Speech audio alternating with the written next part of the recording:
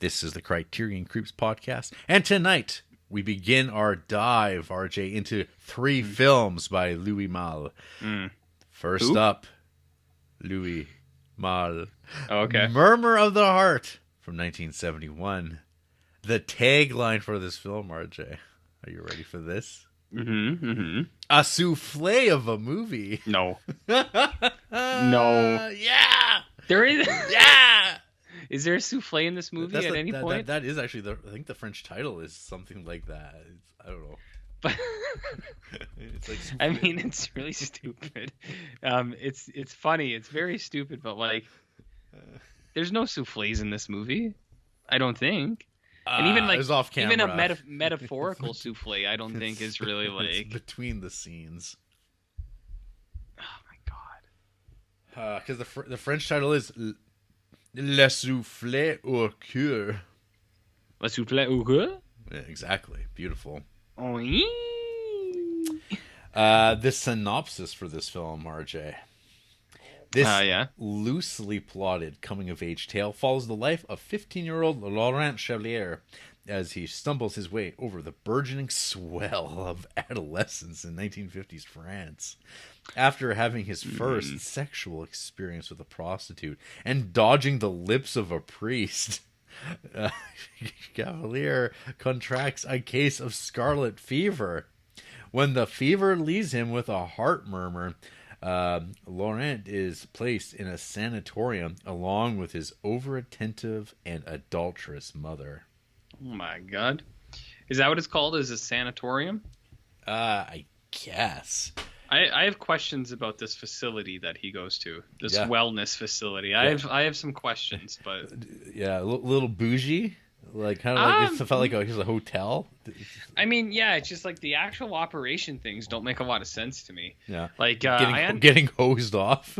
That one I get. The one that I don't understand is like that receptionist where everyone goes and just takes like a shot of some liquid, and it's like people are lining up. That's mineral. That's like mineral spirits, I think. Is that all it is? Yeah, it's kind of like in 8.5 where. Yeah, it's it's that type of deal. It's very continental. Yes. Yeah.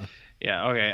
I mean, I guess that makes sense. I know people are gonna be like, "What? You don't know about mineral water? It is the finest." It's like, no, it's the water.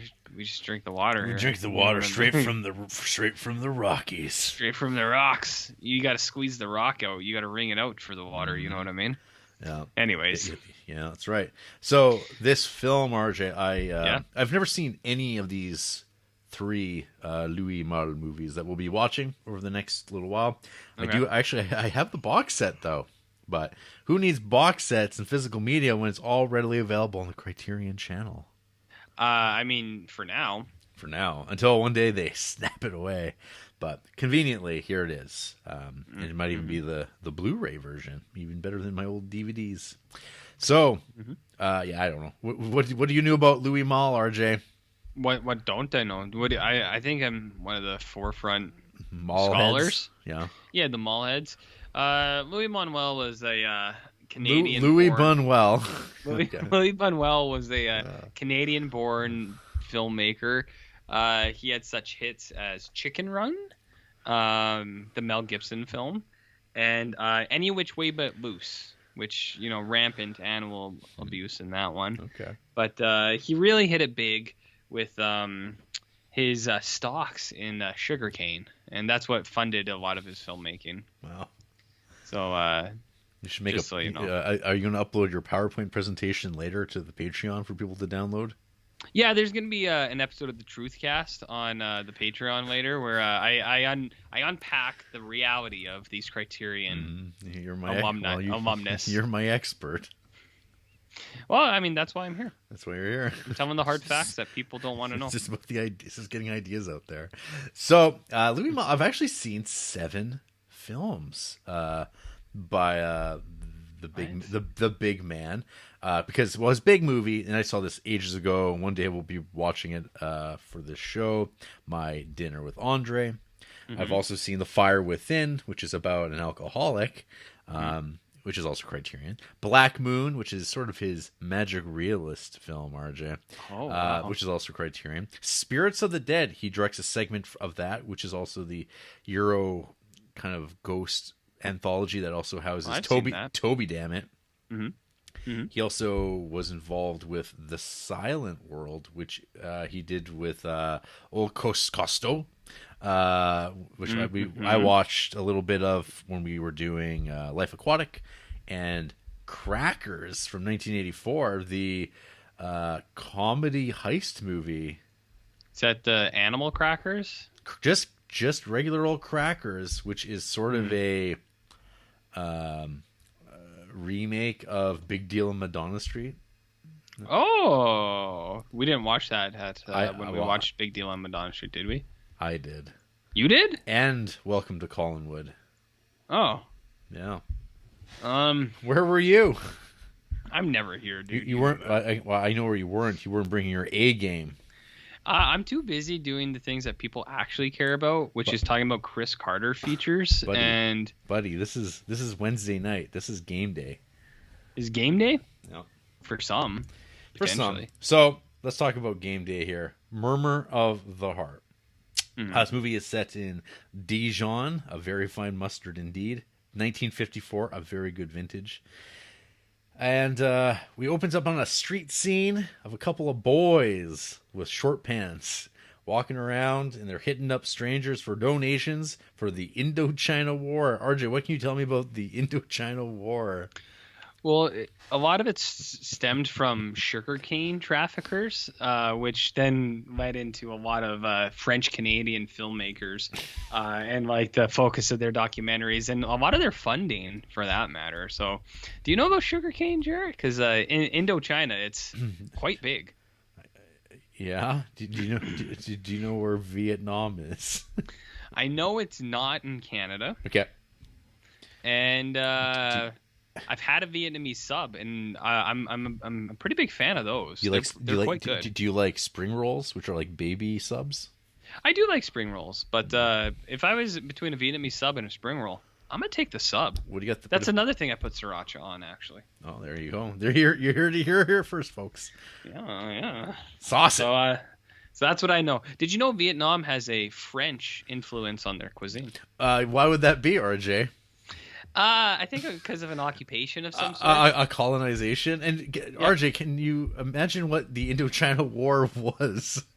I think there's an Anthony Bourdain episode on that. There you go. Which one? Also, one has to ask which Indochina War, because there is at least two. So the big one. The first one. Yeah, because there's Indochina Wars. Let's see here. Actually, oh damn! Look at that. We got 3 Indochina Wars, which are, another word for the Vietnam War, partly. The first Indochina War was the one specifically with France. And then we proceeded from that point on. We have some Cambodia Vietnamese wars, some Sino-Vietnamese wars, insurgency in Laos, all the favorites. Oh, so, I know all about it. Anyway, RJ. That's what these kids are collecting for the Red Cross.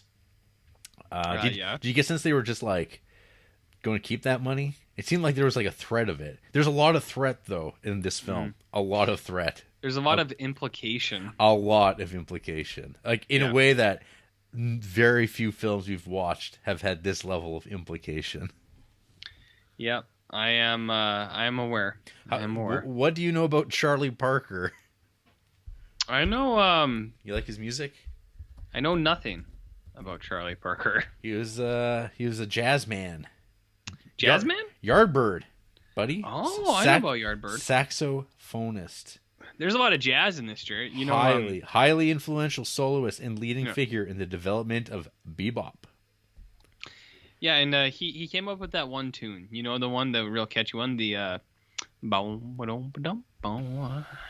was his. That was his, which is cool. Well, our protagonist, Laurent, he's a big Charlie Parker fan.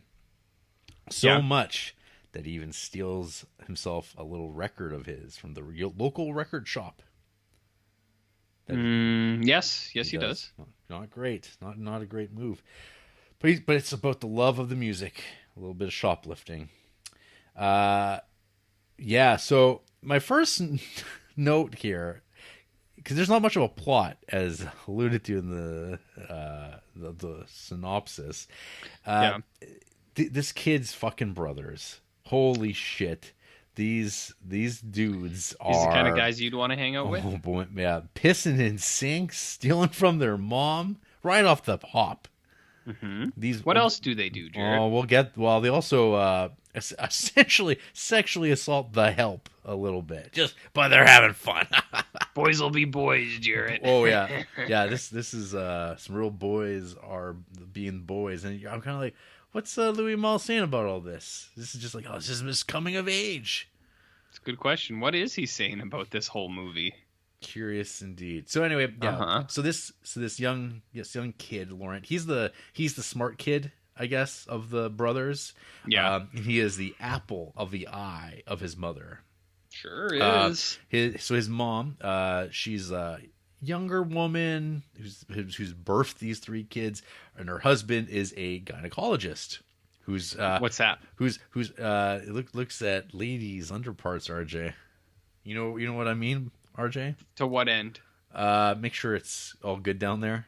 Oh, okay. It all checks out. Okay, sounds good. It's a noble endeavor.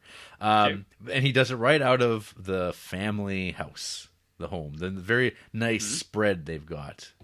Yeah, I'm on board with that. You're on board with that? Excellent. I'm glad. So yeah, the father, gynecologist, and he's got these three shit sons. And also, it turns out, we find out pretty soon that his wife is got a side piece going on. She's got a dude that she meets up with and takes off in a car every once in a while, and they go do things together. I guess we barely ever see this guy, and you hear him, and you kind of see this figure driving a car. That's about it. So. So when the older brothers, they're stealing money from mom, it's Laurent, of course, who jumps to her rescue to help get the money back. And of the brothers, after dinner, they decide to they dress up, or one of them dresses up as in women's clothing, and they proceed to tickle, pat stuff to what else do they do? Well, they do that. They kind of rough him around, and then the conversation about penis size comes up, and they just start whipping out their dicks off camera. We don't see any peen on the screen. Peen screen. There you go. That's good. You ever been there in that situation? I don't know. I didn't have brothers, RJ. Can you speak to this? Well, I mean, sometimes your friends are more your brothers than your brothers are. Oh, okay, you know what I mean? So do you have any friends that you're like brothers with, Jarrett? Not as seen in Murmur of the Heart. You know those dudes that you and a couple of the boys, Lawrence and Corey, you guys are all wearing fedoras together. You're having a cigarette, watching Cassavetes, and was any of you just kind of like, yo, let's measure them. Let's do it. Let's do this. Let's do this. But also in the face of the others, like where they're kind of like sitting down. Well, you got to go end to end. Well, you're just flopping it out, and then of course they get the ruler to make sure it's all squares up, and then this is when the family housekeeper comes along. She's like, "What are you nasty boys doing?" And they start humping her. Playfully, and it's like, what the fuck? What did you say they did to her, Jarrett? They're humping her.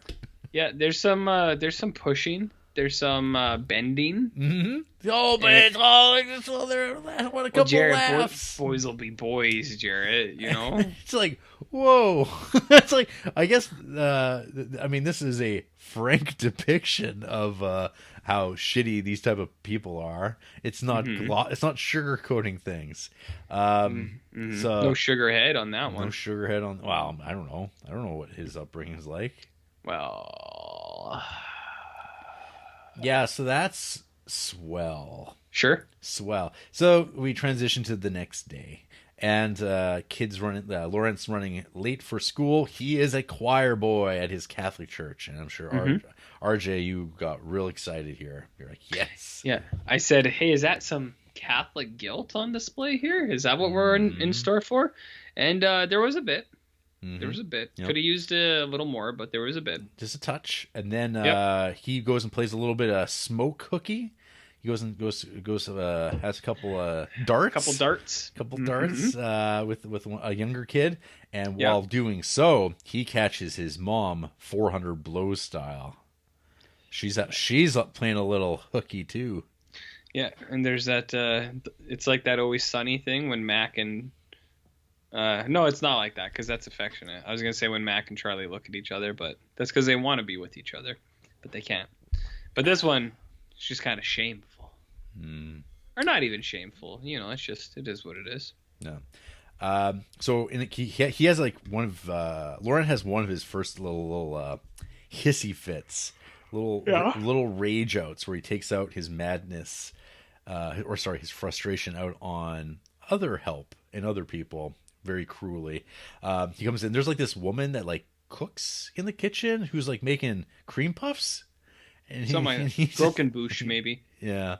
And he's just like, shove it up your ass. And she's like, how rude. And then she's like, you shouldn't talk to me like that. And he goes to put the milk back in the fridge. And it just like, he just drops it on the floor. Yeah, you're going to be busy cleaning that up. And I'm just like, fuck this kid. Like, this kid sucks. he's what a piece of crap. So he's not super cool. He barges in on his dad while he's at work. And we catch a line where he's saying, one has to be a saint in this profession. What does that mean, RJ? What's the implication there? I asked you first, RJ. What's the implication there? I think the implication is that he might do something if left to his own devices. Like go to town? Like go into town, pick up some baguettes and butter? I'm not sure which town you mean. I'm talking about the village, in the village, Well, it takes a village. It takes a village. Quote Hillary Clinton. To raise a shitty kid named Laurent and his... Oh, so this movie is also, I think, classified on Wikipedia as a comedy drama or something like that, right? And I'm like, where's the big laughs? What are we doing here? I could see this movie classified a few ways, Jarrett. Yeah. All right. So Dad's pissed. He's like, what the fuck are you doing in my office? You're breaking up my groove here. Yeah. Oh, and then, so what does he do after that? After he gets kicked out, he goes and grabs a book called "I Spit on Your Graves." I looked up the translation of it. That's what it's actually called. Yeah. He there's this kitten. There's this real adorable kitten, RJ, in this movie.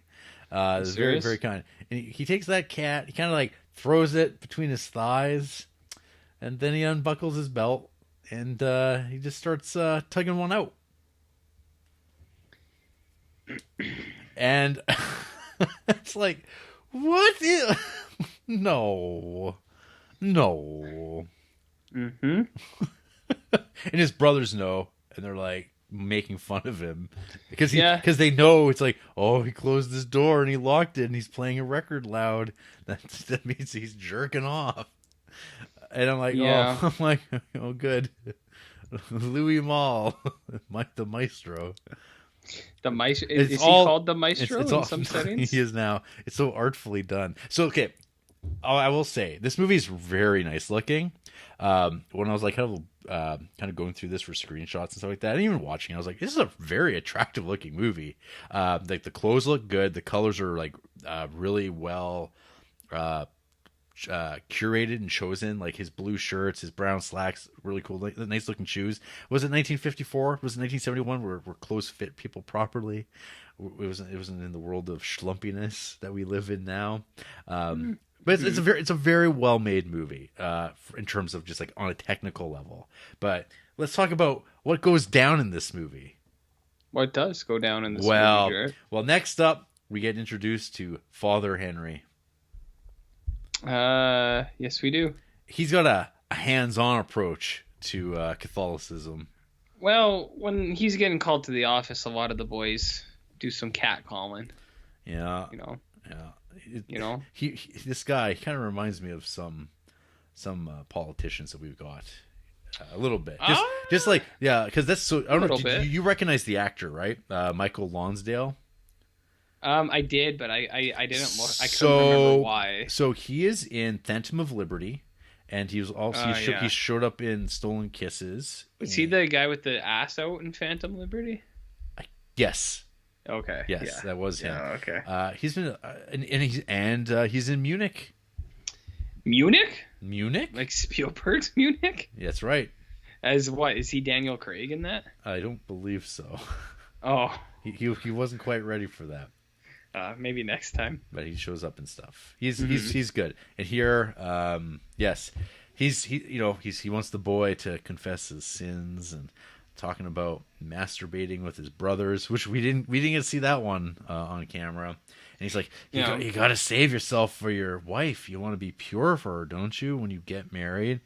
But then he takes a, as I wrote my note here, Father Henry, thigh inspector, where he's just like, it's just like good old Catholic priests. We didn't know. We had no idea what they'd been up to all these years. Where he's sitting there and looking down. Look at those muscles. I bet you I can't even get both hands around that thigh. And he's like, "Can I go to the gym now?" Okay. What I'd say about that though is, this Louis Malle guy, he was saying a lot of stuff about males in general. It seems like all the males are just insatiable in this. Catholic, Protestant, hell, there could be even something else in there too. Who's to say? So the kids are kind of left to their own devices one night with the poor the maid, she's left to kind of serve them food and stuff like that. They start playing spinach tennis. What's that? Where you just take gobs of spinach and throw it at one another, but you're using the plate to catch the gob until it escalates and hits the wall, and then they giggle about it because who's cleaning that up. Very considerate. What did I write here? I really fucking hate these brothers more than most characters in the movies we've watched. Yeah, they're bad dudes. I'm not sure if some people think these guys ruled back in 1971. Or there's people today who think these guys rule. Or maybe boys are just gross. Boys are gross. Yeah. Yeah, that's insatiable.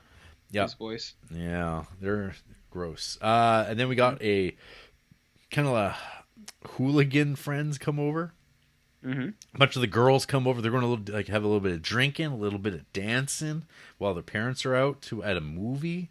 There's also this thing that's set up where one of these guys has made a forged painting or found a forgery of a painting that they have in the family house that is a corot and is supposed to be worth a lot of money. So they're like, we're just going to take the real one and put in this fake one. And at the time I was like, where's this going? What's this kid going to do with this painting worth so much money and sell it? That seems like kind of a big overstep, but it does pay off later. Does it?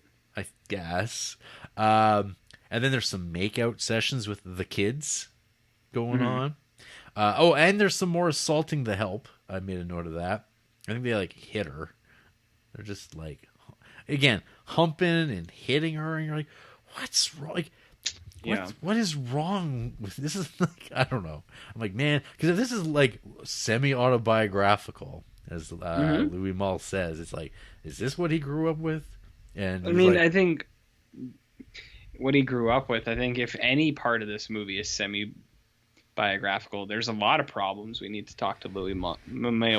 Well, not the ending, RJ. How do you know, though? That's what he says. So, well, yeah, but we're getting there. We'll get there. Oh, and then the boys go to the whorehouse. Yeah, they want to send their brother on a good time. Yeah, they want to pop his cherry, and they find a nice girl to do so, but not before they interrupt it, before it can be completed. RJ. Yeah, and I thought that was pretty rude. Pretty inconsiderate. These guys. Yeah. Even that lady was like, she was like, mm. I think that's the first time like one of these like turds got like smacked across the face. So yeah, that was something. And then things transition over to the Moonrise Kingdom camp, where it's like Catholic campfire songs. And you wonder, what's this Father Henry doing out here with these boys? What did he do? Nothing at all. Just good old camping, right? But then Laurent starts getting sick. He's got the scarlet fever.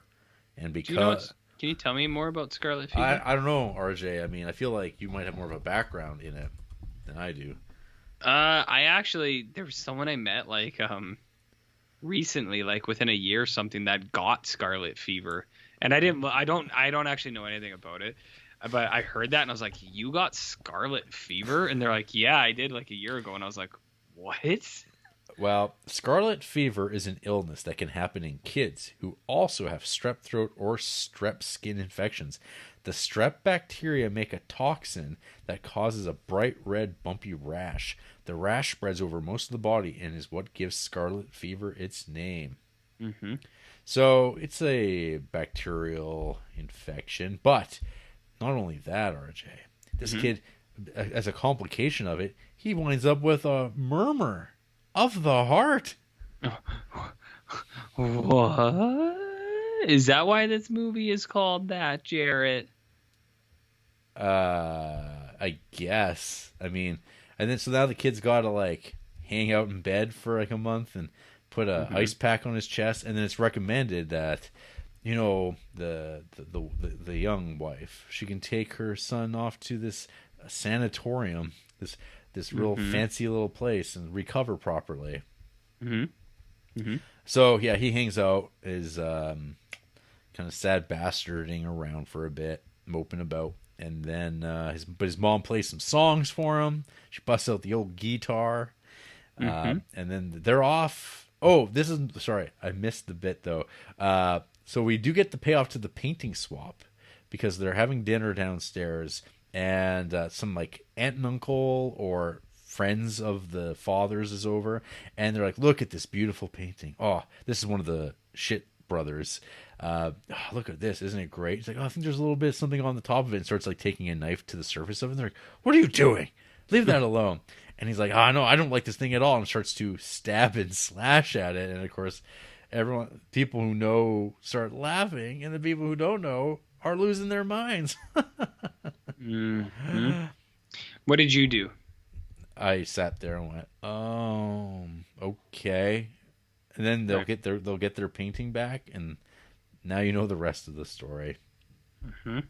So we go off to heal up at the Rich People Club.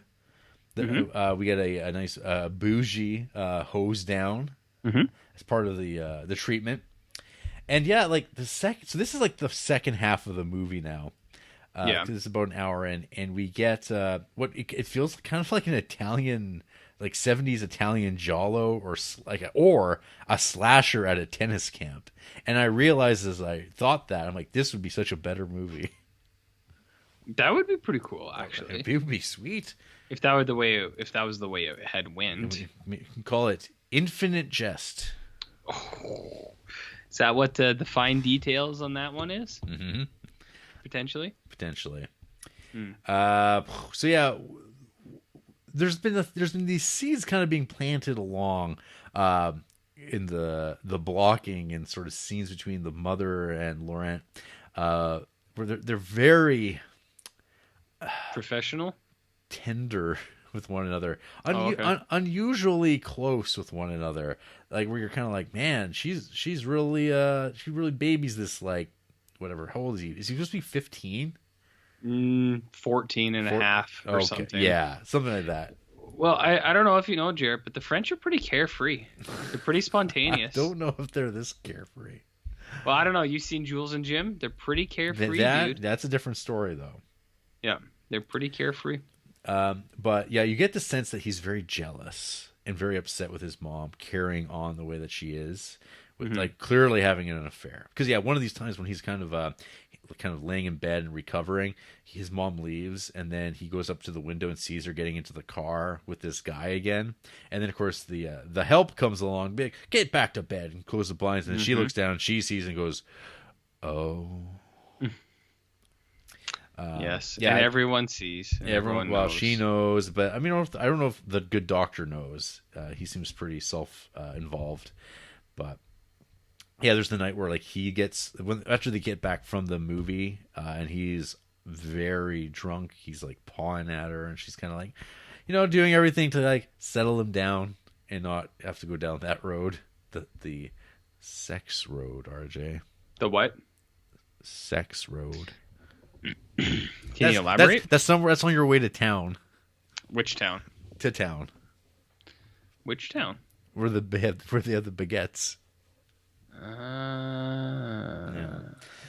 But we start getting as the intensification of this relationship between mother and son, where they're staying in the one room that only has one real bed. Well, I mean, the other bed's just a fold-out. Fold-out's still a bed. It's fine. Exactly. It's still a bed. I don't know what people complain about. I have no idea. It's like, come on. But I know fold-outs aren't comfortable, but it's like, well, there's a real bed and there's a fold-out, so I guess there's only one bed. Yeah. But anyways. Yeah, so here we got a scene where our young man, he's just leering at his mom bathing, and it's kind of like, huh. And then what happens? Curious. Well, she goes for date night with that guy because the son pretty well just like says, "I'm on your side. I whatever you do, it's okay, but I'm on your side. It'll be fine by me." I don't know. So I'm trying to think. Oh yeah, so there's like these other kids that get set up. So there's the tennis stuff I was mentioning. There's this like young guy who keeps getting called a fascist. Because I don't know, that French politics get brought up for 1954, to which I go, I don't know what that means. It's probably maybe it was relevant to 1971 audiences in France. I mean, isn't that always the case? But I was kind of like, I don't know. I feel like that's secondary to like everything else that's going on. The primary drive of this, maybe. So yeah, there's some pretty hardcore Ascot action here. There's a little bit. Yeah, some authentic Ascot, not Bogdanovich neckerchiefs. No, they're all Ascots. They're all. Bog was just a wiener. Booger.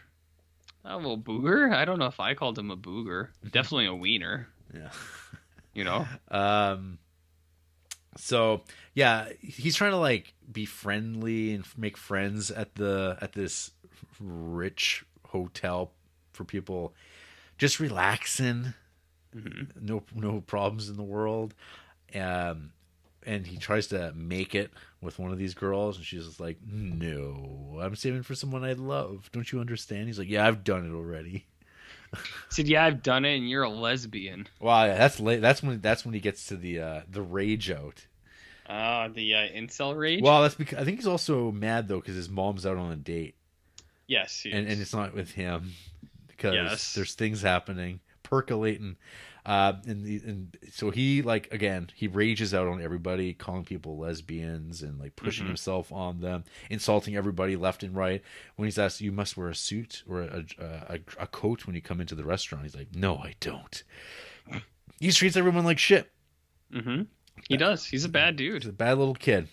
So then, of course, his mother comes home that night after like maybe a day or two away, and she's very inconsolable, and so he attempts to console her because I guess her lover asked her to like leave the family. Was telling her, get a divorce and come with me and live with me, and she's like, "Oh, I just couldn't do that." And he's like, "Yeah, that's right, Mom. You do what's best." He's like, "Yeah, Mom." He's like, "How inconsiderate is that guy? Like, he doesn't consider you." He's like, "He's not a really good guy, Mom." Mother, as he spoons his mother. He says, "If anyone doesn't care about you, they're not really your friend." Yeah. So he's nice guying his own mother. Yes, he is. Yes, he is. Why would one want to do that, RJ? I don't know. So then we get a little montage of mother-son times here. Pedicures and palling around playing, I don't know, some card game like Grip or something. And they're just like inseparable. It's just the way that he always wanted it. And it's so lovely and so wonderful. They fall asleep in one another's arms, mother and son. And then there's a party where some men get very excited that the fact that this mother is an Italian woman who married French. And yeah. And then what happens, RJ? Everyone's drunk, had a real good time at that party. Well, the mom, she's drunk, and then eventually she says, I'm not having fun anymore. I'm going to leave. So she leaves the party. She's kind of like, the guys are being a little bit too Italian to her. And by that, I mean French. You know what I mean. But, yeah. They're almost a little bit too much like her own sons. In demeanor. Yeah. And she says, I don't like this. I'm going to go back to my room, and I'm going to go down for the night. So she goes back to her room. She's also drunk. Yeah, she's pretty drunk. She lies down in her bed. She says, man, I'm so tired. I'm not even going to get out of my clothes, into my nightgown. I'm just going to fall asleep. She passes out pretty much. And then the son, who's there, what does he do, Jer? Well, he proceeds to kind of undress her and help her get comfortable. Mm-hmm. And then he... provides some reassurance, potentially. And then he winds up on top of his mother.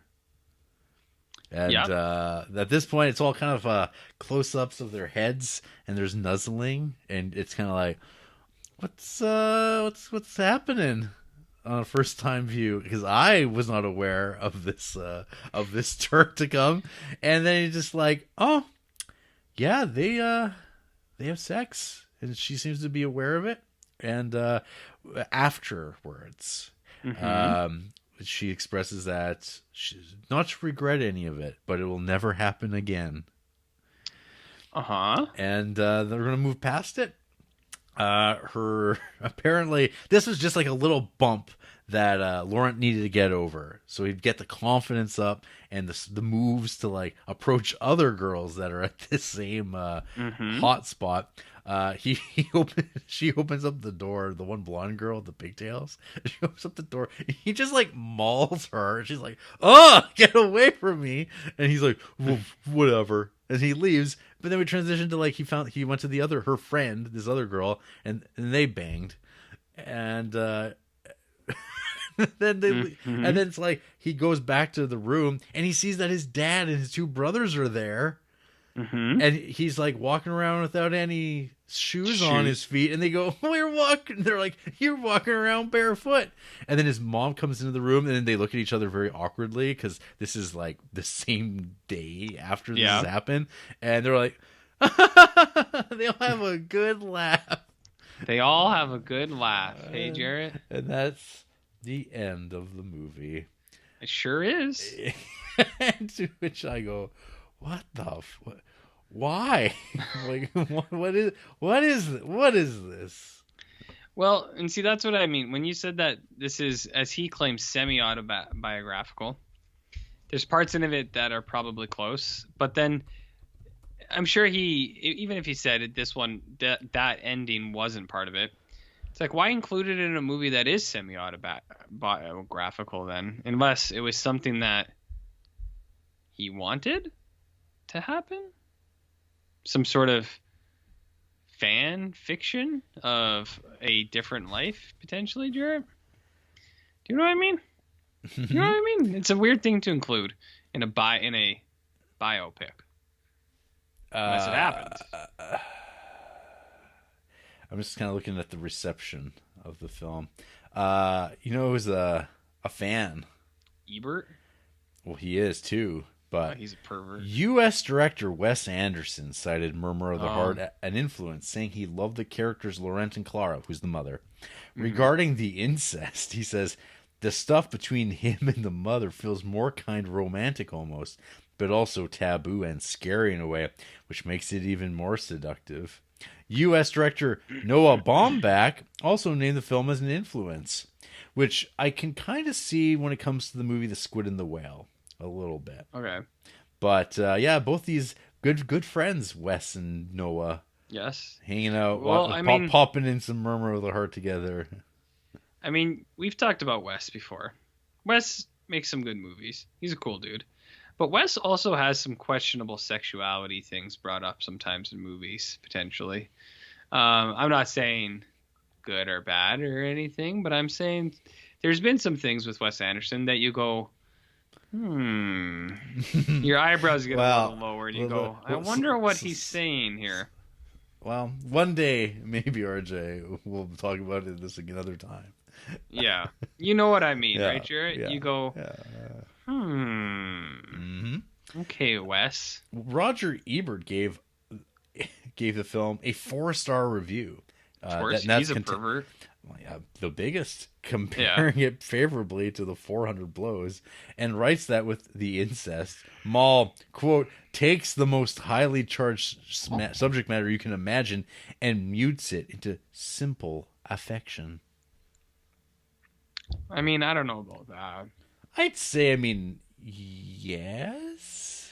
I mean, sure. It's pretty. I know everyone. It's seems pretty to be low. trying... It's pretty low key. I know everyone seems to be trying to be like, it's not that bad. The way they say it. Sympathizers, potentially, Jared. Uh-huh. And you know what they say about sympathizers? They're motherfuckers.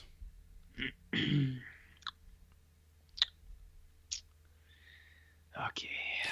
Director Louis Malle wrote Murmur of the Heart in part as an autobiography. As Malle said, my passion for jazz, my curiosity about literature, the tyranny of my 2 elder brothers. Oh, so he's got a hate on for his brothers, who I guess are bad men.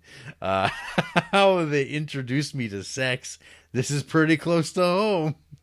Malle also suffered from a heart murmur and shared a hotel room with his mother during treatment. Aside from this, the film is a work of fiction and takes place later than Malle's true childhood. The humorous and earthy Italian mother is also a fictional character, based more on a friend's mother than his own. Malle asserted in interviews that the incest, in particular, is fictional. He claimed that in writing the script, he had no intention to include incest, but ended up doing so as he explored an intense mother-son relationship. I'm going to say it. I think it's bullshit. Yeah. He's like, well, only some of it's kind of based on my life, but these things did happen to me, and it's literally every single beat of this movie is like, well, those things all did happen, except for the one thing at the end. Mm-hmm. I think it's bullshit, man. It's bullshit. Are you going to file a police report?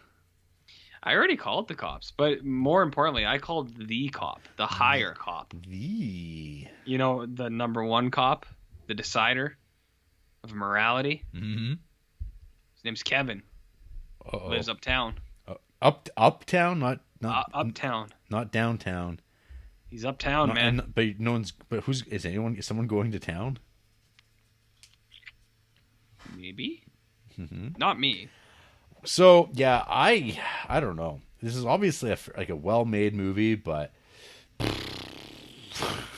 Tell me about it. I don't care. I'm like, yeah. I mean, I didn't really get much. I didn't take away that much about this from this story at all. It's sort of like, yep, that's a Criterion movie, all right. Hopefully, the next 2 Louis Malle movies are better than this, because I don't know. Unless you're something about the story grabs you, then I don't know. It didn't really do much for me. It's just sort of a film. But hey, RJ. Yeah.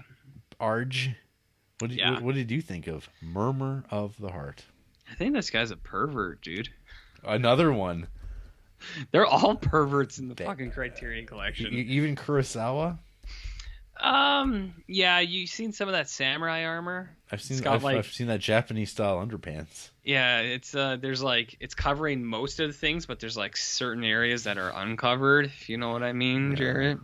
You know where I'm gesturing? You talking about nipples?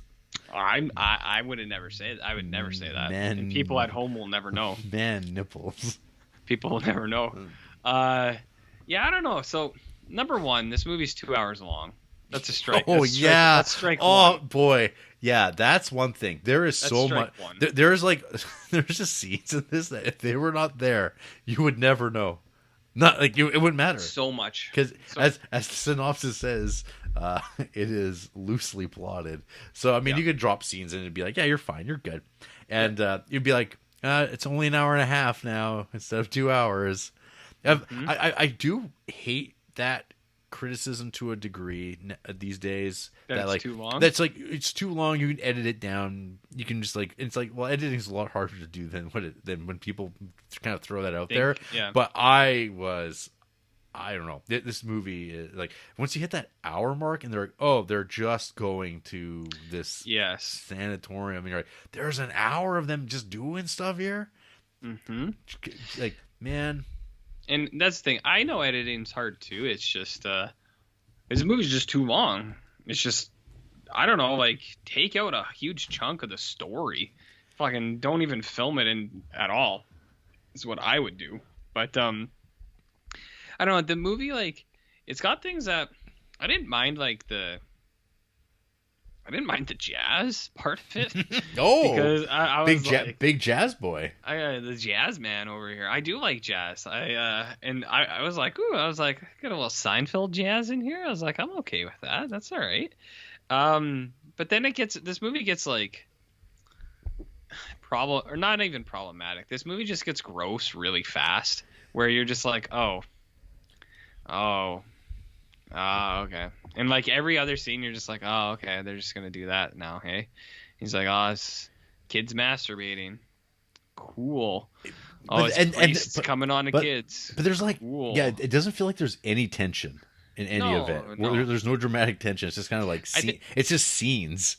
It's probably this guy's point, though. He's just like, well, that's what growing up is like. Boys try to discover their bodies.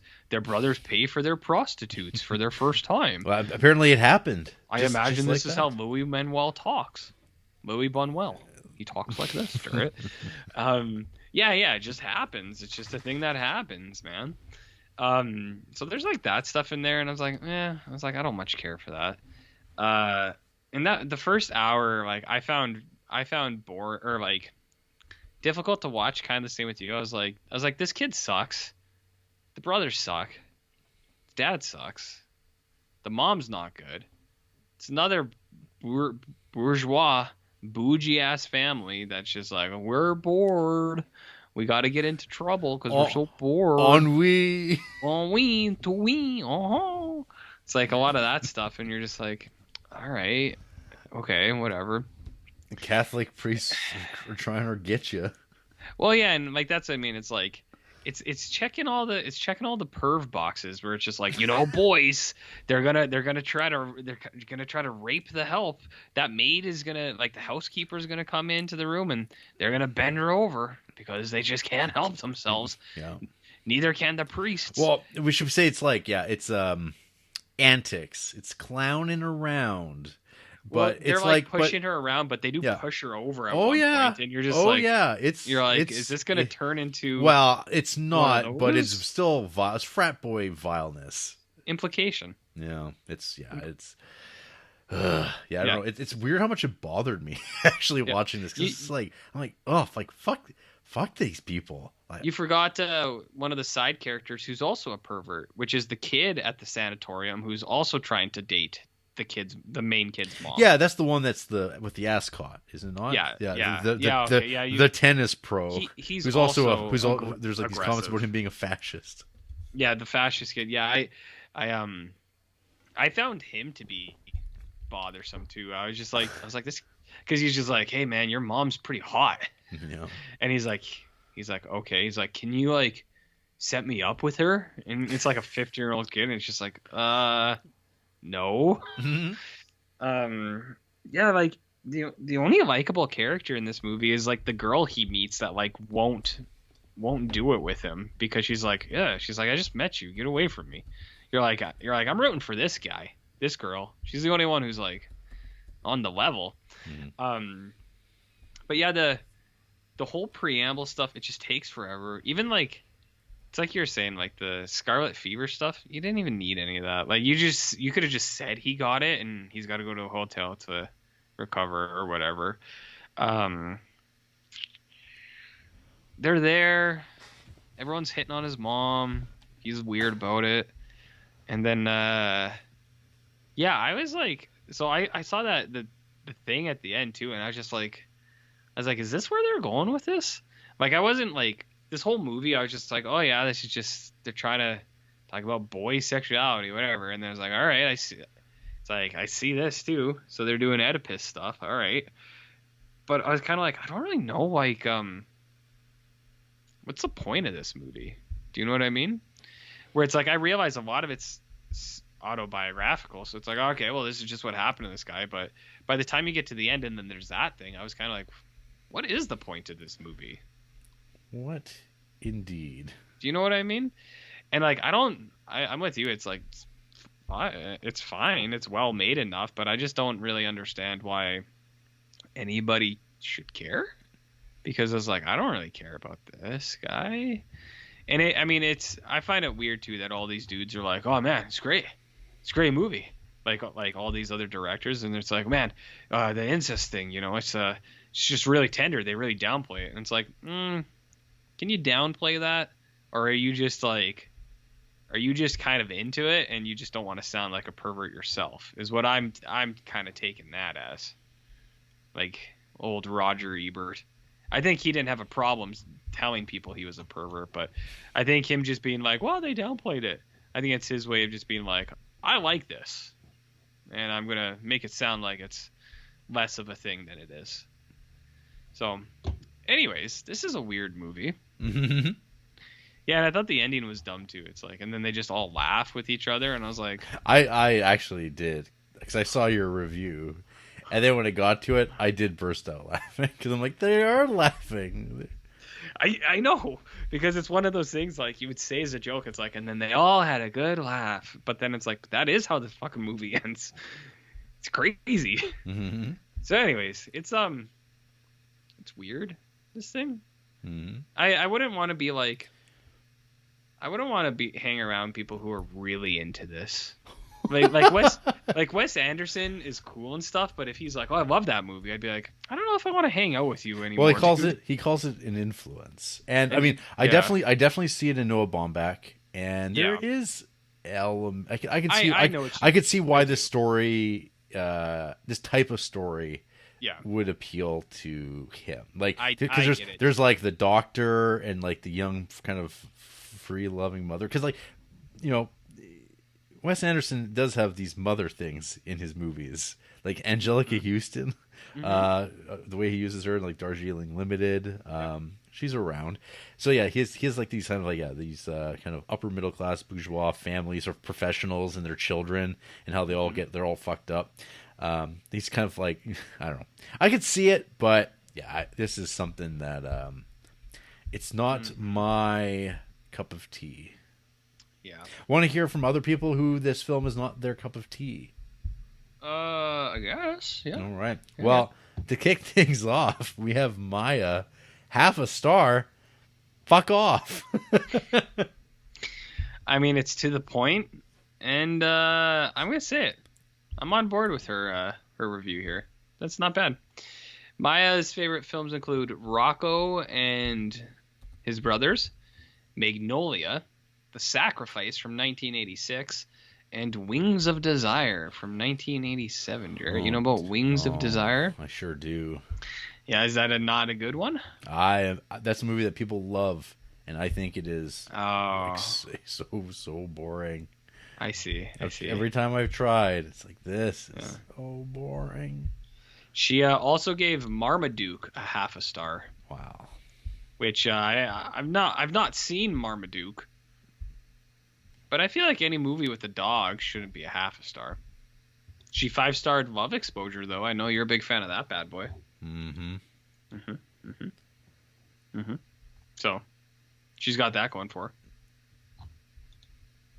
Not bad, not bad. Next up, we got Brendan Souza. Oh, yeah. A coming-of-age movie that's simply cringe-inducing. Right off the bat, we're presented with a kind of dysfunctional family. Each son spoilt and bothersome, RJ, and then it gets sickening. Underage sex, odd sexual fantasies culminating in a grand finale with incest. Charlie Parker songs here don't help to lighten the mood at all, nor does the final shot intended bring about some sort of joy. This is my first Louis Malle film. I really hope there's better work because Murmur of the Heart really put me off. It's funny the way they phrase some of that. Mm-hmm. So Brendan here's their bio, Jarrett. Using this to log movies I've seen so far, which is pretty good description of what Letterboxd is. Hey, Jar? Yeah. Pretty good. Favorite films, favorite foods, potentially. Napoleon from 1927. That's got to be nobody's favorite film. That's got to be made up. Which movie? Napoleon from 1927. That's one of Francis Ford Coppola's favorite films. No, I know it. Stanley Kubrick loved it. He was going to make his own Napoleon movie. Well, I knew it wound up becoming Barry Lyndon. I would love to see that movie, but I've been waiting for a Criterion or something to put it out. Yeah. Proper like. Well, this guy loves it. That's cool. I support that. Napoleonic movies are cool. I saw a movie made in the 1920s, and I went, I doubt this is this guy's favorite film. Umbrellas of Cherbourg. Yep. La La Land and Peyote. Oh yeah, that movie's on. That's on Criterion right now. I mean, that's supposed to be a real grim affair. Yeah, and since we were talking about it, they half-starred Requiem for a Dream. There you go. Since we were talking about it. Excited. Be excited. Soviet Fangirl, half a star. Another coming-of-age pedophilia Freudian-themed wreck by the socially bouge, retrogressive, screen-damaged French who simply love to see some child-fucking vista on their VDU. Uncomfortable storyline with zero depth. Wouldn't recommend this boring BS. Just watch Ratatouille instead or something. I mean, Ratatouille's pretty cool. Mm-hmm. Some wild half-star films here, but Soviet Fangirl favorite films include Children of Heaven from 1997, The White Balloon from 1995, The Ascent from 1977, and Serial Experiments Lane, which looks like an animated film. That is anime. That's an anime series. Yeah. Here's some half-star films, Jarrett. Spider-Man No Way Home, because that's popular right now. Ali, Fear Eats Soul. Ah Hazard, Balthazar. A ton of Woody Allen movies, because probably for certain implications. Failsafe, half a star apparently. Hypernormalism, half a star apparently. And I don't know, other stuff. But interesting.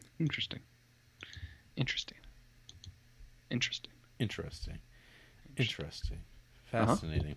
One more. How about Tom Zuba? Tom DeZuba? A movie I despise with all my heart. Should be shown for ISIS recruitment against Western decadence. Is it Western decadence if it's if it takes place in France? It is, RJ. Is it? Yes. Okay. Well, this person 5-starred My Dinner with Andre. They 5-starred Midsummer, Jarrett. You know about Midsummer? I've heard about it. Favorite films include Pee-wee's Big Adventure, Starship Troopers, Mikey and Nicky, and Footlight Parade. I don't know. That is. That I don't know. It is from 1933. Oh, there you go. So, I don't know what that's all about. Who's in it? Who's in Footlight Parade? Yeah. So, of course, James Cagney. James Cagney. Joan Blondell. Dick Powell. Dick Powell. Joan Blondell. Rui Keeler. Frank McHugh. It's a Busby Berkeley film. Hugh Herbert. Billy Barty. It's a musical. Billy Body. Billy Barty. Hey, Billy Body. RJ, it's a musical. Yeah. You know musicals? Pre-code. Pre-code? You know how much I love to say pre-code. I do know that you'll have to say pretty good. Yeah. And plus, you're a big Lloyd Bacon fan, also. Yeah, very much so. What about Billy Barty? Billy Barty from The Bride of Frankenstein. Oh, and he's in UHF as well. Yeah. Billy Barty? You know Billy Barty. I know him now. Yeah. I just thought it was a funny name. He's a little guy. Yeah. I've seen 7 movies with him. I had no idea. See? And now you do. I had no idea. That's cool. Billy Barty. All right. You just keep saying it. Billy Barty. No. The mouse and the motorcycle. What's this all about? It's like a mouse on an actual no motorcycle. It looks like young Keith Gridley will have a lonely summer until he meets a talking mouse named Ralph. Hey, I've got a question for you. This occurred to me the other day. Like with UHF, did it ever occur to you that you were growing up as RJ and your brother is Big Louie? No, because and RJ is very afraid of Big Louie. I didn't, but it's because I didn't watch UHF until I was an adult. Or I guess he's not afraid of it. It's more Big Louie gave the money to Weird Al's to buy the station. Big Louie. I was unaware because I didn't watch UHF until I was an old person. Well, now you know, and now you can adopt that into your family dynamics. I'll be adopting it into dynamic already. And when you're not assaulting the help at the next family gathering, well, I would hope. That's the thing, Jarrett. I don't have help. I clean my own house. Wow. Because I don't have money. So how's that sound? Not bad, I bet, huh? Tough but fair. Yeah, that's what I'm all about. You got any final words? Not super stoked for the next 2 weeks, but we'll see. Maybe we'll turn that ship around still. We'll see. We'll see. Aren't you glad we're not doing all 3 in 1 week? I probably would have quit. Yeah. The podcast. Yeah. Yeah. After the break, we all have a good laugh about it. We're all gonna have a good laugh, Jared. Archie's not wearing his shoes. but he fucked his mom. This dumb son of a bitch forgot to put his shoes on. Classic. Oh 4 stars.